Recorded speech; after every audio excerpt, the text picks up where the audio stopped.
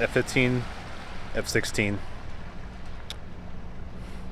fighter jets, or what are they? E-70, E-90s, E-53s. What do all these numbers mean? You know, someone asked me that, and I just couldn't put it out in the right text. I couldn't explain it the way I wanted it to. I'm going to break it down for you the best ways possible, so guys, keep watching.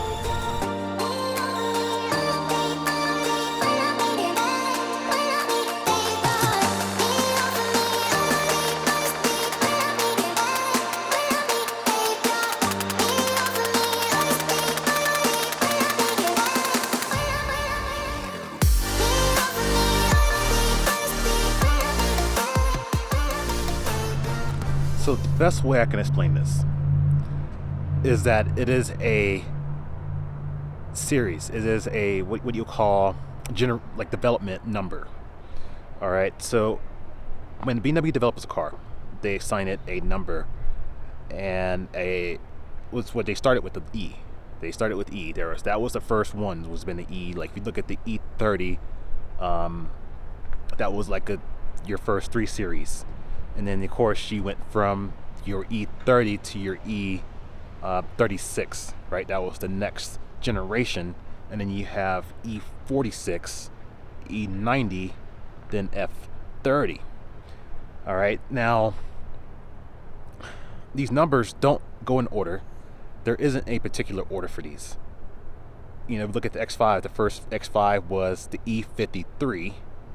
Then you had your E70, then you had your F15.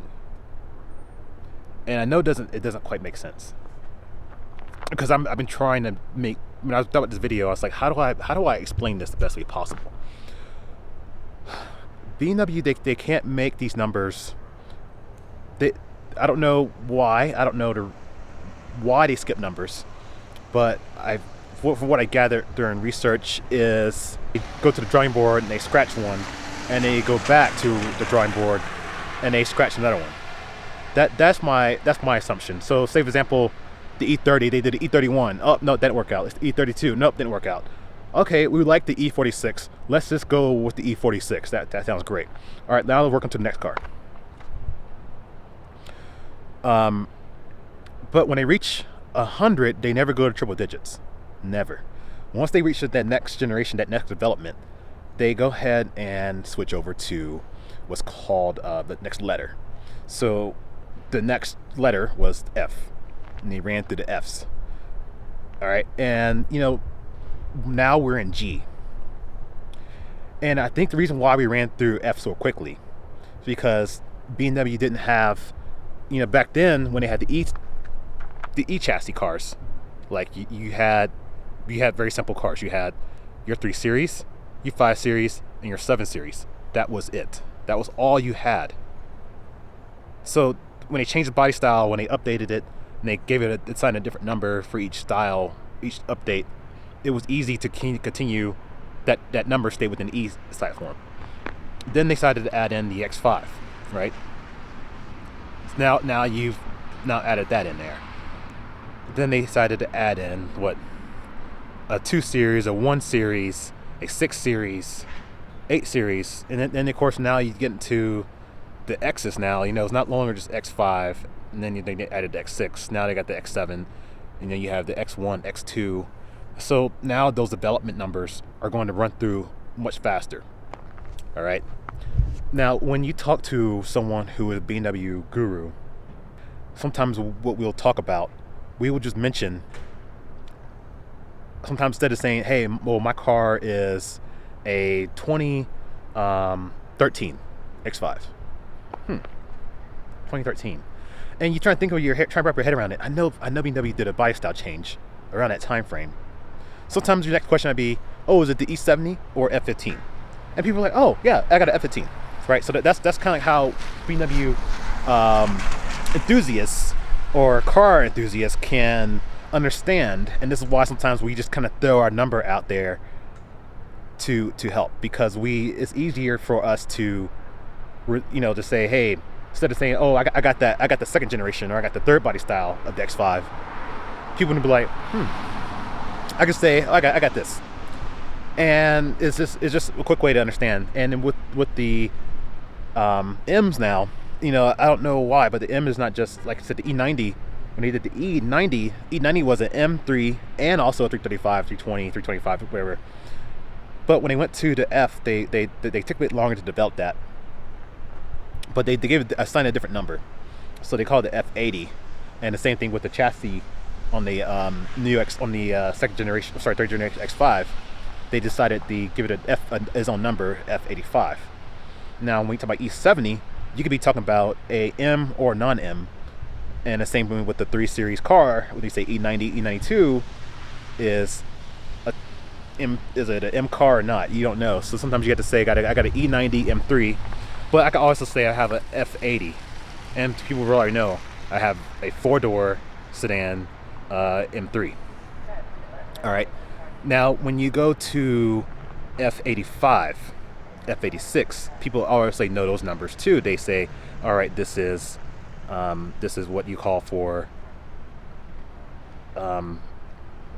like they know the F86 is the X6M, and then they know the F85 is the X5M.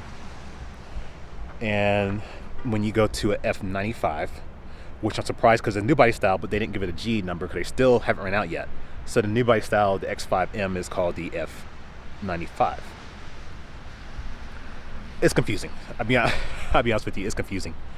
So since they're in F95s right now, I imagine the next anything else with the M's or anything other car coming out, from that point on, is all a G cars. Nothing else is going to be a G. And they're saying not these cars came out in order either. So that's why the numbers are all scattered. I think there's different teams working on them. I think that's what makes it the difference, and it's just really confusing. There are sheets out there online where you can look at it. You can see where those kind of like which body styles, which numbers they are. But guys, have any questions? Let me know. For the sake of the X5 community, you have very simple numbers to follow. First generation was the E53, and then you had your E70. For the X5, you go to your F15, the X6, so you had the F16. All right. When you went to your M's, it was the F85 and F86, and that could be any generation, any year model with that new style, but at least it's within that same generation.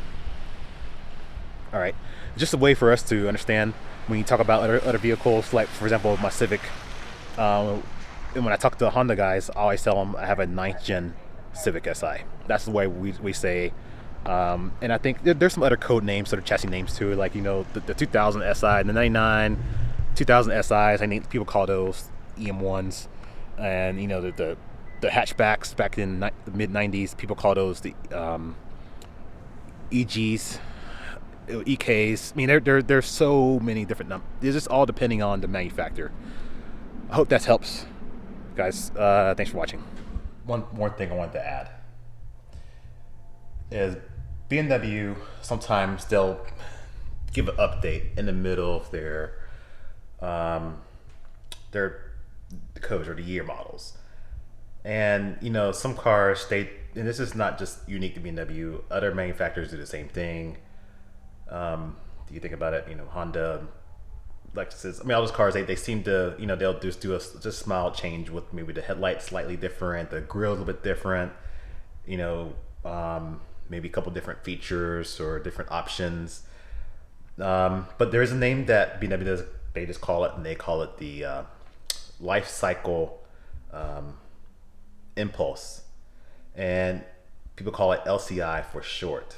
And that just means that if you have an LCI model, that's another way we use, another that people in BMW verbiage use to identify if the car, I have the, BMW 3 Series. Oh, do you have the LCI? It's kind of like that. I don't know. It's just one of the things they do to talk about it. Just for example, this Mercedes CCD3, I think the C-Class in general, they just call it the W205.